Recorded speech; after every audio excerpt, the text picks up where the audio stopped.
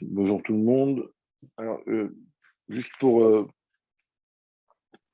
rappeler l'intérêt de ce cours, c'est que donc le Admorazaken, quand il a écrit le Tanya, euh, quand on lit l'introduction et tout ce qui est écrit autour de ce livre, on voit là, que c'est pas juste encore un livre, c'est un livre particulier. Et il a insisté beaucoup pour qu'on le diffuse, pour qu'on l'enseigne. Euh, voilà, donc il y a, c'est pas, on va dire, l'enseignement du Tanya, c'est pas comme un autre, c'est pas pareil que l'enseignement d'autres livres. Voilà, en tout cas moi, le peu que je connaisse, j'ai jamais vu une introduction qui ressemble à celle du Tanya. Donc c'est pour ça que Mendel et toute l'équipe se battent pour ce cours, et évidemment moi aussi. Donc il y a un côté, il y a l'enseignement en lui-même, et il y a, on va dire, un côté, euh, on va dire, ça amène une bracha particulière, ça, ça amène des forces particulières d'apprendre le Tanya. Bon, au Hachem, il y a plein de cours, bon voilà, encore un. On essaye de faire le souhait du Hamorazaken à notre tout petit niveau. Euh, euh, Moi, j'enseigne, il y en a qui enregistrent et il y en a et d'autres doivent diffuser parce que, comme l'exemple du Anne Moradaken qui disait que même si le diamant, vous connaissez l'histoire du diamant qui peut sauver la vie de l'enfant, qu'il faut broyer et que si une goutte d'eau elle rentre dans la bouche de l'enfant qui était très malade, ça peut lui sauver la vie, c'est pareil. Il faut pas. Il y a un devoir de diffuser Chassidut et en particulier Tanya, parce qu'il suffit qu'une personne écoute un shiur et ça peut lui sauver la vie à différents niveaux. Donc c'est pas de l'enseignement, c'est pas une étude, c'est presque une mission. En tout cas, si vous voulez vous référer à l'introduction, vous pourrez retrouver des textes. Alors, on est dans le mal. C'est un jeu de mots, mais pas complètement. On est dans le chapitre 6, on a fait 6 et 7 du Tanya. On explique la dimension, la vision euh, de la Torah sur le mal. Qu'est-ce que le mal? Alors, donc le mal, c'est pas un acte mauvais dans la Torah, c'est pas qu'un acte mauvais. Le mal, ça peut être une personne qui se comporte très bien, qui est gentil, qui a des bonnes midotes, qui est généreux, etc. Mais si il n'a pas, s'il n'a pas l'esprit de Dieu dans ce qu'il fait, ça s'appelle mal. C'est-à-dire que c'est important d'après la Torah, comment dire, d'intérioriser cette idée. Le bien, c'est être annulé à Dieu. Pourquoi? Parce que quand je m'annule à Dieu, en fait, je permets à Dieu de se révéler en moi. Comme Dieu, c'est l'énergie de l'ensemble du monde, eh ben, si Dieu ne se révèle pas en moi, donc forcément, je tire mon énergie de ce qu'on appelle l'autre côté, le sitra ahara, qui est un des termes qu'on utilise pour définir le mal. Donc, je suis avec ou contre. Avec Dieu ou contre Dieu. Il n'y a pas de entre les deux. Maintenant, euh, étant donné que tout. Alors, vous allez dire, mais pourquoi c'est mal? Ben, étant donné que tout est Dieu, dans l'absolu, et que le mal existe parce que Dieu lui permet d'exister en se cachant, d'accord? Parce qu'en réalité, si Dieu il enlève son énergie, même le mal disparaîtrait parce que le mal est une création de Dieu. Donc, en gros, quand moi, je me positionne comme étant un être et je vis de manière indépendante et je me déconnecte de Dieu à travers, en existant tout simplement, même si je fais du bien, à ce moment-là, je suis de l'autre côté, je ne suis pas avec Dieu. D'accord? Alors, on va dire, mais à court. a priori, comment ça fonctionne? Alors, c'est simple. En gros, si je me on voit par exemple une phrase qui dit toute discussion, tout désaccord, toute marloquette qui est le Shem Shamaïm finira par se réaliser, et tout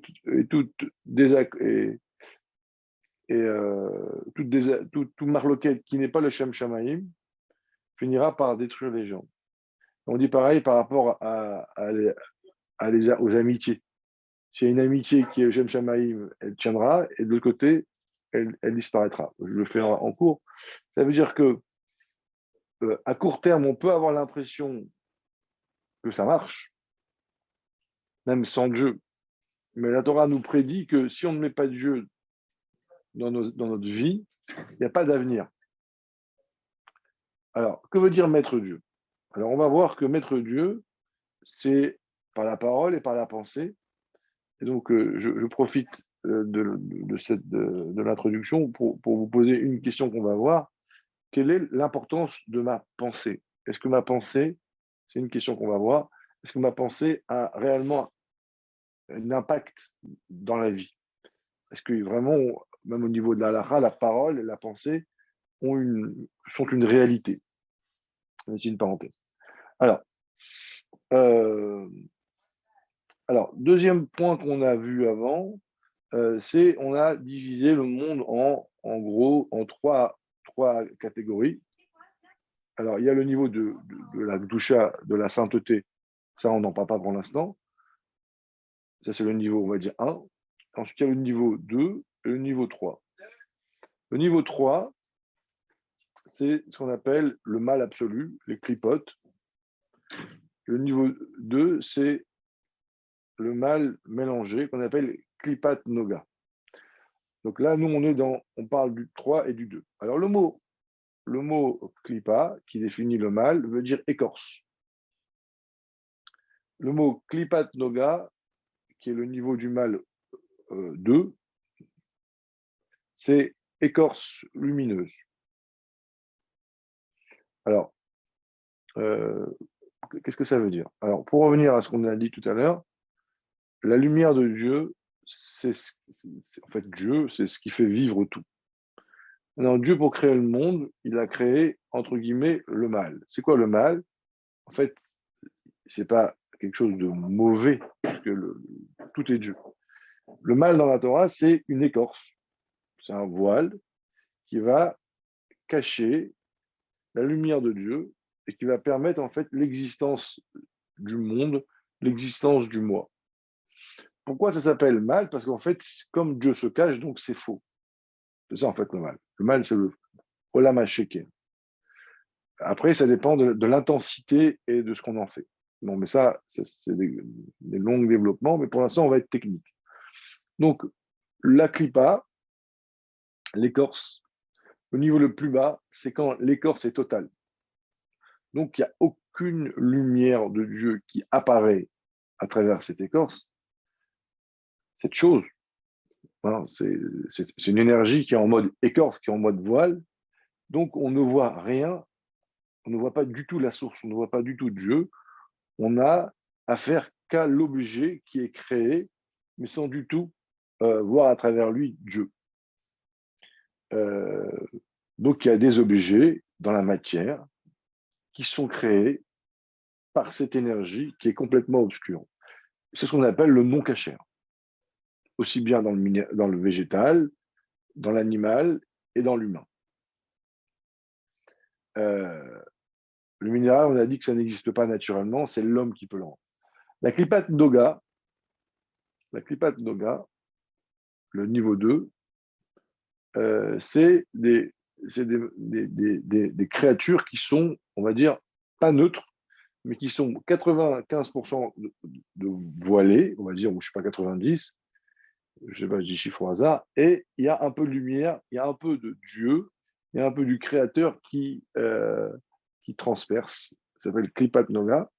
Et donc, on va avoir des objets qui sont pas cachers, qui sont pas sains, mais qui sont entre les deux, neutres, donc tout ce qui est permis. D'où le mot en hébreu éther. Le mot en hébreu, il y a ce qui est pas kasher, c'est assour, et il y a ce qui est permis, qui est moutard. Le mot assour vient du mot prisonnier. Parce qu'en vérité, comme l'écorce est très puissante, comme le mal est très fort, avec la définition du mal qu'on a donnée, donc l'objet est emprisonné, on va dire, par les forces du mal, entre guillemets, parce que la lumière de Dieu ne rayonne pas. Par contre, dans ce qui est permis, d'accord, toute la nourriture qui est, entre guillemets, tout ce qui est cachère, c'est éther, c'est-à-dire c'est libre. C'est pas bien, c'est pas mauvais, c'est libre. C'est libre. On peut en faire, entre guillemets, ce qu'on veut. Voilà.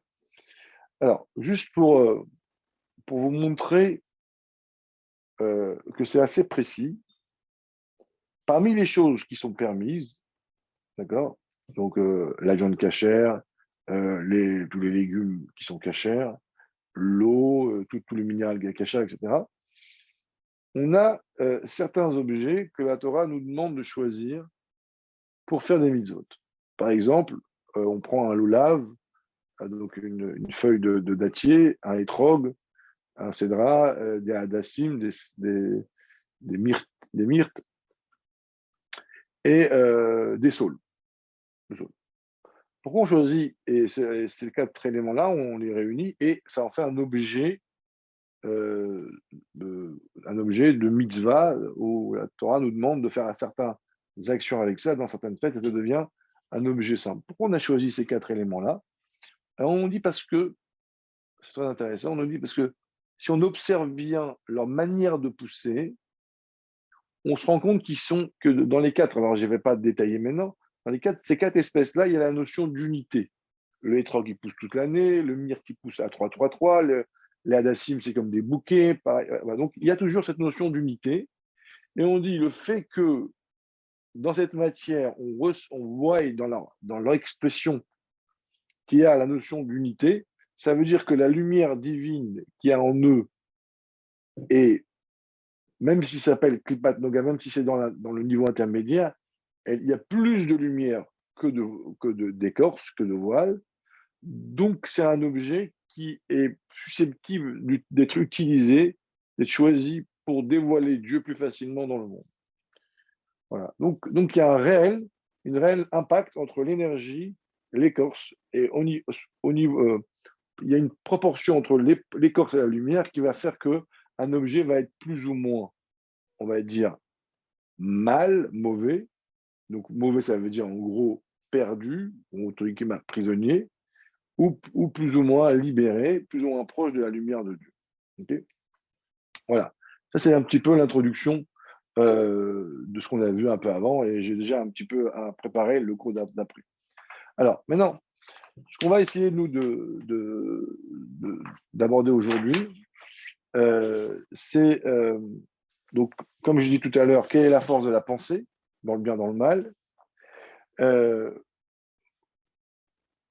comment je dois aborder le monde permis, le monde de la Kripat Noga, le monde de ce qui est ni interdit ni saint, la vie, comment je dois l'aborder. Et la dernière question, et c'est la vraie question, c'est comment un homme qui se dit, entre guillemets, religieux, donc religieux, ça veut dire un homme qui veut mettre du sens dans sa vie, doit aborder le monde matériel.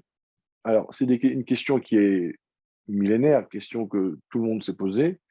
Alors, vous avez ceux qui ne se prennent pas la tête et qui vivent leur vie, qui suivent le mouvement, les moutons. Bon. Et vous avez des gens qui ont décidé d'aller au bout du sens de la vie. Alors, donc, quand on est confronté à la vie matérielle, sachant qu'on a une âme, on a un Dieu, on est créé sur Terre, quel est le but? Donc, vous avez un pan de la société qui a choisi d'être des ascètes. Ça veut dire, on a dit, la matière nous dérange, moi je veux être religieux, donc je décide de casser la matière, de briser le corps. Et donc il y a beaucoup dans différentes religions, voilà, on a été au bout de l'idée. Je suis un homme, j'ai besoin de matériel, le matériel m'attire vers le bas, donc je brise. Vous avez de l'autre côté, comme les Grecs, etc., des gens qui ont dit, bah non, on est créé dans le monde, il y a la matière, ben, il faut faire avec, donc ils ont été au bout de la matière. Ils ont été au bout de la matière. Nous, donc alors on va voir quelle est l'approche de la Torah, en tout cas l'approche de la Torah selon la Kabbalah, la Chassidoute, comment répondre, on va dire, à cette, à cette question existentielle, quel est mon rapport à la matière? Ah, voilà. Alors là, on va commencer dans le chapitre 7. On est Kegon Der Machal. Par exemple, Aochel Bisra Shmena de Torah, celui qui mange de la viande grasse de taureau, veut jeter Yahin Mevusam, celui qui boit du vin parfumé, la rive d'Ato, la Shem ou Torato, pour élargir son cerveau, euh, pour élargir son cerveau pour Dieu, ou Torato, et pour la Torah. Kede Amarava, Chamra Verecha, Roulé. Comme Rava disait, le vin et les bonnes odeurs mouvent l'esprit. Mafkichin et Dato Shelada. Ça veut dire quoi? Ça veut dire qu'on a ici une Gemara qui nous dit, alors je raconte un peu l'histoire, il y avait un Rav, il arrive à la yeshiva et son ami lui dit, Rav Nachman, il dit à Rava, ce matin, le cours que tu as fait n'était pas clair.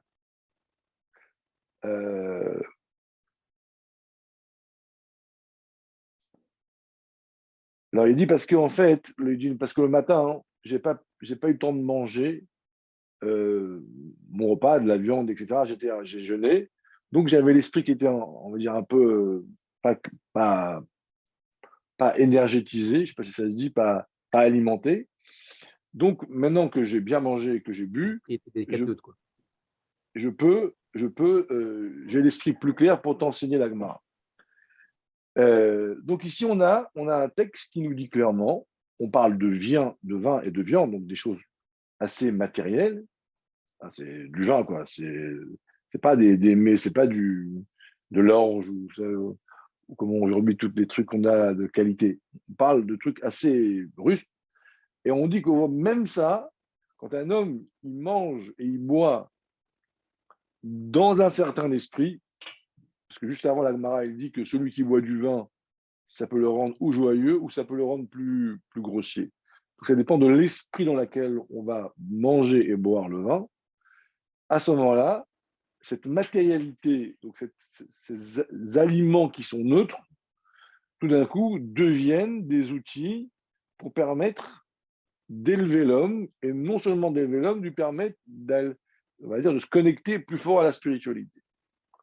Au Bishvil, Kedel Kayem, Mitzvat, Onek, Shabbat, Veyom Tov.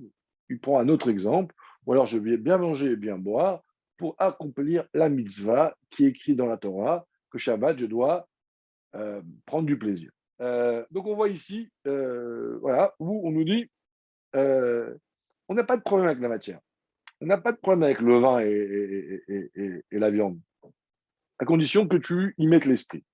Alors vous remarquerez ici, il amène deux exemples. Il amène manger pour étudier, manger Shabbat. Ce n'est pas du tout la même démarche, parce que Shabbat, le fait de manger en soi, c'est déjà une mitzvah. Par contre, pour l'étude, le manger en soi n'est pas une mitzvah, c'est un moyen d'étudier. D'accord, juste je vous fais la parenthèse, ça demande à être creusé un petit peu. Alors, ici on nous dit que il y a un acte qui s'appelle manger, et mon esprit a le pouvoir de diriger, de valoriser mon action. Là, en l'occurrence, on parle pour le bien, et ça peut être pour le mal. La puissance de la pensée. Alors, on retrouve dans la halakha la même idée, c'est qu'on voit qu'un homme a le pouvoir de rendre quelque chose cachère ou pas cachère. Comme là, on nous dit que j'ai le pouvoir avec mon esprit de rendre mon repas, entre guillemets, cachère ou pas, on retrouve dans la halakha la même chose. Si par exemple, je dis, cet objet-là, je fais le vœu qu'il soit interdit pour moi, cet objet-là devient pas cachère pour moi. Donc, la notion dans la religion juive, il y a des objets qui sont par défaut mauvaises, mais l'homme a le pouvoir de rendre quelque chose interdit pour moi par la parole. Eh bien, c'est la même chose. Le rabbi explique dans une sikha, j'ai le pouvoir par ma pensée de transformer quelque chose. C'est très important. Si on accepte cette idée-là, on voit ici encore une fois le pouvoir de ma pensée. Quand on dit pense bien, tout ira bien, d'accord? C'est pas quelque chose, une phrase publicitaire ou une expression comme ça. C'est une réalité. Et on le voit, on a déjà dit que c'est prouvé même au niveau de la science. Ma pensée a beaucoup de valeur. Il ne faut pas la sous-estimer et il faut être rigoureux mais de manière générale dans la pensée qu'on a parce que ça a un impact sur la matière. Et il faut aussi, des fois, faire attention. Alors, je sais que c'est pas très. Voilà, mais je le dis quand même, il y a des gens qui ont des mauvaises pensées, donc il faut le savoir. Voilà, hein, sans rentrer dans les angoisses, mais il faut savoir que, voilà, on appelle ça le Haïnara. Alors, bien que le rabbi dit qu'on ne doit pas croire au Haïnara, mais en tout cas, on voit ici que ma pensée a un pouvoir. La Gemara, elle dit que, par exemple, si je trouve un objet, j'ai pas le droit et que je sais pas à qui il faut que je le rende, j'ai pas le droit de le poser sur un porte-manteau, parce que s'il est très beau et les gens ils le voient, il peut le mettre là Inara et ça peut créer des dégâts sur l'objet. Bon, c'est une parenthèse. Alors, Azaï Nidbarer, Chayut Abasar, Vayain, Shaya Nishpa Miklipat Noga. Alors, à ce moment-là, on va dire, on libère, on fait le tri, on libère l'énergie qu'il y avait dans la viande et dans le vin, qui jusqu'à présent était dans le monde de Klipat Noga, dans le niveau 2, Olé Lachem, et là on le fait monter vers Dieu, juste ma pensée. Hein, parce que manger c'est pareil. Le fait que je mette une pensée dans mon repas, eh ben, je l'élève qu'est Ola ou qu'est Korban. Comme si que j'offrais un Korban, un Ola à Dieu. Ça veut dire que quand on offrait un Korban, c'est quoi? Tout d'un coup, la viande, elle devenait kadosh. Et ben, réellement, quoi, c'était une mitzvah. Et ben, moi, j'ai le pouvoir de faire un sacrifice à Dieu quand je mets mon esprit à l'intérieur. Oui, c'est extraordinaire. Comme un korban. Milta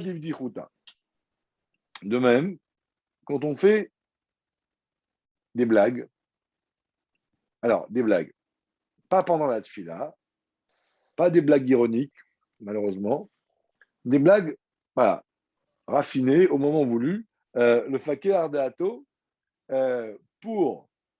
Alors pourquoi on fait les blagues? Deux choses. Pour ouvrir l'esprit, ou le sameach libo, et pour réjouir son cœur. Donc il y a deux choses. On fait des blagues, vous voyez, donc les blagues, pareil, c'est la limite, vous voyez, comme le vin et la viande. Il prend des exemples, vous voyez, il ne parle pas de philosophie ou de psychologie, il parle de blagues. Il dit même ça, si c'est pour ouvrir l'esprit et réjouir. Alors, regardez bien, pourquoi il dit ces deux choses-là? Parce que on a besoin de deux choses pour étudier la Torah. On a besoin d'avoir l'esprit clair. Sinon, si quelqu'un il est malheureux ou triste, en fait, je suis pas à l'aise pour étudier. D'accord? Il dit en bas, Poel ptichat alev v'amoach chez la talmid chez écrit le Kabbalah. D'accord? Niftar libam machamat asimcha. Donc en vérité, la joie, je sais pas, j'ai pas le mot en français, mais ça permet de mieux comprendre, de mieux accueillir, d'être heureux, en fait. Non, pardon, pas d'être heureux. La joie me rend plus affûté. Deuxième chose, ça c'est la première chose, le paquet ardato. Et deuxième chose, je suis joyeux parce que il y a une mitzvah d'être joyeux quand je fais une mitzvah. Simcha chez une mitzvah, en soi. Ce n'est pas le bienfait que ça fait à mon cerveau, à mon cœur, la joie, non. C'est qu'un juif, quand il fait une mitzvah, il doit être joyeux. Donc quand on fait une blague, eh ben, ça me rend joyeux, ça me permet d'étudier et de faire les mitzvot avec l'option qui est essentielle, c'est la joie. D'accord. Voilà. Donc c'est pour ça qu'il dit, je répète, hein, avoir l'esprit ouvert large et avoir la joie. Malheureusement, très souvent, dans les yeshivot, certaines fois, ça dépend des yeshivot, des fois on met une pression qui est nécessaire, mais on oublie de mettre de mettre en application ces deux choses, la joie et le bonheur d'exister, quoi, d'avoir de la joie qui va m'ouvrir l'esprit et mon cœur. Donc c'est très important en tant que père, en tant que mari, même en tant qu'ami, c'est quand on étudie, vous voyez, de mettre de la bonne humeur. Il n'y a pas une mitzvah de stresser les gens. C'est une catastrophe, en fait. Alors, et il dit après, alors, ouvrez l'esprit et rendre joyeux, l'Hachem, ou le Torato, va avodato, pour Dieu, pour sa Torah et pour servir Dieu. Chez Tsichim Niot Besimcha, car on doit les faire dans la joie. Pourquoi il dit trois choses? Pour Dieu, pour sa Torah et pour sa Avoda. Alors,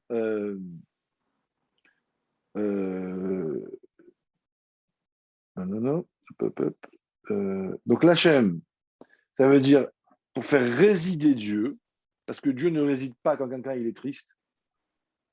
Le Torato, la Torah, parce qu'on peut, même au niveau de la halakha, pour bien comprendre la halakha, il faut être joyeux. Va avodato, c'est-à-dire la tfila, comme c'est marqué, en omdin leitpalel, et la mitor simcha. Donc on a trois choses où il faut de la joie, amener Dieu sur terre, bien étudier, trouver la halakha, et prier. On doit être joyeux, sinon ça ne marche pas. Donc là, vous voyez, donc faire des petites blagues est un élément essentiel. Attention, sans ironie et sans voilà, tout ce qui est pas caché en quoi. Hein, voilà. Très souvent, les blagues, on parle de choses qui sont à la limite. Il faut avoir des blagues saines à des bons moments. Ça amène de la joie, c'est essentiel. Okay. Donc la peur du rave qui amène à l'angoisse est une erreur. Le respect du rave est essentiel. Mais on voit bien que souvent, avant un cours, on faisait des blagues pour. Comme chez Asarava, le Talmidav, Shamar Lifne Mitadib Dichuta, Trila ou Batrin Ravanan. Comme on voit que Rava, avant le cours, il faisait une blague, et les élèves y riaient, après, il commençait son cours. Alors, j'ai vu un mamar du Rabbi Ariat, il disait que maintenant, on fait attention à ça parce que très souvent, ça pique les gens. C'est des blagues qui sont un peu. Des fois, il y a un peu d'ironie, donc il faut faire attention. Bon, alors chacun. Bon, alors je vois qu'aujourd'hui, dans les shows des rabbinim là, sur Chabad sur Internet, il y en a certains qui commencent par des blagues, donc je ne sais plus trop. Mais en tous les cas, voilà, une blague qui amène de la bonne humeur, voilà, on l'a décrit. Voilà. Alors on continue. Donc, tout ce qu'on vient de dire ici, ça permet de comprendre une phrase. C'est marqué Kol Maasecha Yu L'Shem Shamayim. C'est marqué que toutes nos actions doivent être pour Dieu. Voilà. Donc, ça, c'est, je répète, Kol Maasecha Yu L'Shem Shamayim. Tout doit être pour Dieu. Donc, ça, c'est la phrase qui dérange, on va dire, qui dit bon, ben alors, si je suis créé pour Dieu à 100%, donc je deviens un ascète. Pour moi, tout le matériel, tout le plaisir de l'humain, je m'en débarrasse et je fais tout ce que Dieu lui demande. Le Baal Shem Tov, il te dit non. Il te dit non, c'est pas ça, tu n'as pas compris. On te dit que même les choses qui sont a priori appréciées par le corps, même les choses que tu aimes et que si tu te laisses aller, alors c'est ton corps qui va profiter. Et tu risques de ne pas être pour Dieu. On te dit, ton travail, c'est quoi? C'est que tu aimes tellement Dieu que tu vas aller récupérer toutes les choses que tu aimes, une bonne glace, la viande, oui, une blague, tout ça, et tu vas mettre dedans l'esprit pour aller vers Dieu. Voilà. Ça, c'est l'approche juive de la relation à la matière. C'est que, en fait, on est entre guillemets, on est entre les. C'est pas le mot, il n'est pas beau, mais on est entre les deux. C'est pas beau, hein, mais c'est pas ça le vrai mot. Je vais dans la matière avec un esprit kadosh, avec un esprit saint, et je vais utiliser la matière pour aller vers Dieu. C'est la fameuse phrase qu'on dit, quand tu vois l'âne de ton ennemi s'effondrer, tu vas l'aider, ne l'abandonne pas. Alors cette phrase-là, elle parle d'une loi matérielle, hein, quand tu vois un âne qui s'effondre, mais le Baal Shem Tov dit, quand tu vois ton âne, l'âne c'est le corps, quand tu vois le corps aller vers la matière, tu dis, tu ne vas pas détruire ton corps parce qu'il te dérange de t'épanouir dans ta spiritualité, mais au contraire, tu vas le dompter et tu vas utiliser la matière pour aller servir Dieu. Voilà. C'est compliqué, c'est pas simple, on peut se mentir facilement, mais en tous les cas, c'est la vision de la Torah qu'il y a sur la relation à la matière. On dit aussi Kedoshim Tiu, il faut se Ouais. réfréner aussi dans ce qui est permis. Oui, bien sûr, bien sûr. Alors déjà, la règle numéro un, c'est qu'on ne doit pas manger plus que.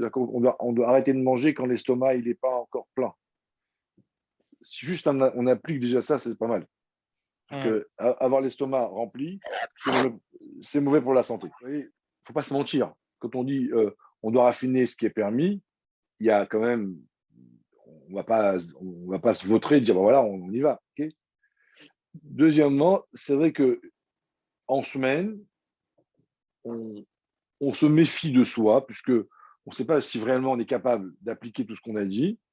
Donc, on, on, va, on va manger ce qu'on nous donne. On ne va pas aller chercher manger une glace ou aller dans une pizzeria très très bonne en disant je vais servir Dieu. Il y a un petit mensonge là-dedans. On n'est pas à la hauteur. Okay, mais par contre, si tu as à manger, le rabbi dit aujourd'hui, itkafia, c'est-à-dire, on va dire, se briser, c'est plus tellement notre niveau à nous. On va se briser pour ne pas regarder des images pas cachées. Shabbat, là où il y a une mitzvah de manger des bonnes choses, d'accord? Donc, a priori, le plaisir de manger Shabbat, il est bon, à condition qu'on pense que c'est je mange pour Shabbat. Voilà. Donc effectivement, je t'ai répondu oui par rapport au texte, mais par rapport à nous, par rapport au niveau qu'on a nous, comme on sait très bien qu'on ne maîtrise pas vraiment tous nos sens, voilà, en quelques mots, c'est comme ça qu'on fonctionne. Voilà. Après, vous avez des grands tzadikim qui Shabbat mangeaient du pain noir la semaine, du pain blanc Shabbat, parce qu'ils disaient que c'est le fils du Admor Hazaken d'ailleurs. Alors on lui dit, mais comment tu manges du pain Shabbat? Il disait, mon père, il avait dit, on ne doit pas être trop marmire sur les mitzvot qui sont liés à la matière. Parce que, tu vois, donc ça veut dire qu'on. C'est pas simple de prendre de maîtriser sa relation à l'objet. D'accord? Mais voilà, il y a, on va dire, une théorie, et après, il y a l'homme. Où tu en es dans cette théorie-là? Donc aujourd'hui, on n'a pas la force de se priver, d'accord? Mais d'un autre côté, il ne faut pas aller trop loin dans la matérialité. Alors, c'est un gros sujet, hein, je suis d'accord. Mais là, je vais revenir sur ce que le Tanya nous dit. Pour un homme qui se maîtrise, d'accord? Voilà le lien entre cet homme qui se maîtrise et la réalité de la vie. Le problème qu'on a, nous, Mendel, c'est que nous, en fait, je ne sais pas si on est capable réellement de ne pas se mentir dans notre relation à la matière. Alors, ok. Alors, maintenant, comment je fais? Après, chacun son niveau, hein, il y a de tout. Comment je fais pour pouvoir réussir ce domptage, je ne sais pas si c'est en français, de la matière, Comment je fais pour aller dans le monde de la Klipat Noga, dans le monde niveau 2, qui est permis, mais qui n'est pas sain, mais qui n'est pas non plus interdit. Comment je fais pour aller là-bas, me confronter à cette matière, à ce bon steak et ce vin, et à les ramener là-haut? Alors, c'est marqué qu'on a besoin d'une introduction. C'est quoi cette introduction? C'est la tfila. C'est que le matin, si je fais ma tfila et que je médite à Dieu et que je réalise que Dieu crée le monde à chaque instant et que le monde sait Dieu à chaque instant et que je le visualise, ce qui est le but de la tfila. Donc, si je médite et je visualise tout ça, alors, à ce moment-là, quand je vais dans ma journée, quand je suis dans la vie normale, il me reste ce souvenir de ma méditation, d'accord? Et j'ai la force de raffiner la matière. Par contre, si je n'ai pas la tefila le matin, d'ailleurs, on voit bien qu'on n'a pas le droit de manger ou de boire avant de faire les brachot, d'accord, avant de faire modéani, parce qu'à ce moment-là, si je n'ai pas fait les brachot, je n'ai pas la force de raffiner la matière. D'accord? Donc, voilà, la condition sine qua non pour espérer réussir ce combat, c'est une bonne fila, c'est une bonne méditation. Alors, je précise, méditation.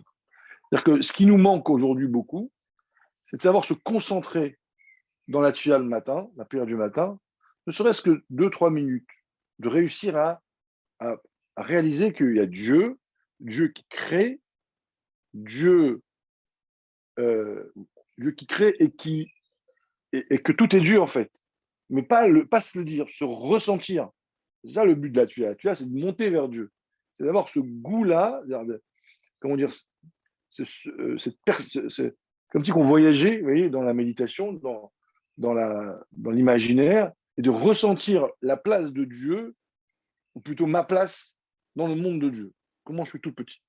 Même si ça, l'espace d'une minute, j'arrive à visualiser ça, quand je reviens, tout d'un coup, on relativise énormément. Et quand je vais manger quoi que ce soit, je vais avoir cette force d'avoir un peu de recul et de dire c'est pour Dieu. Et là, j'arrive à faire ce travail-là de raffinement. Voilà, messieurs, dames, le cours est terminé. Je ne sais pas si vous avez des questions. Non, tout va bien? Bon, alors, bon fin de jeûne. Et si je veux, à la semaine Merci. prochaine. Kol Tov, Hatzlacha, Merci, de bonnes nouvelles. super.